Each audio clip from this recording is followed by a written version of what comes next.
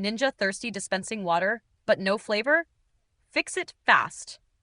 If your Thirsti is giving you plain water with no taste, even when flavor is selected, here's what's usually going wrong, and how to fix it in seconds. Step 1. Check the flavor pod is installed and not empty. Lift the flavor carriage and remove the pod. Give it a light shake. If it feels nearly weightless, it's probably empty. Install a new one and press it in firmly until you hear a click. Then close the carriage all the way. Step 2. Make sure the mixing chamber is raised. Look inside the carriage. If the mixing chamber is down, the system won't read the pod. Lift it gently into the raised position and close the lid again. That re-engages the flavor valve. Step 3. Run a test with flavor strength turned on.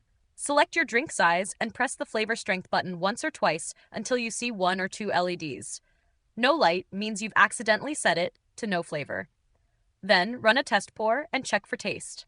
Step 4. Clean the flavor line nozzle. If you still don't taste anything, the nozzle might be blocked or dried out. Open the flavor carriage and wipe the nozzle area gently. I've linked the narrow cleaning brush I use below. It fits perfectly into the outlet and clears sticky buildup without damaging the tip. Step 5. Unplug and reseat everything. Unplug the unit, remove both flavor pods, then reseat them and plug the machine back in. Sometimes a flavor detection glitch can clear with a full reset. If this helped you fix your flavor issue and get your drinks tasting right again, subscribe to No Filler Fixes for more fast appliance help. And if you need to clean that flavor nozzle, I've linked the brush I use below. It's slim, flexible, and safe for that tiny opening. Thanks for watching, and flavor's back on the menu.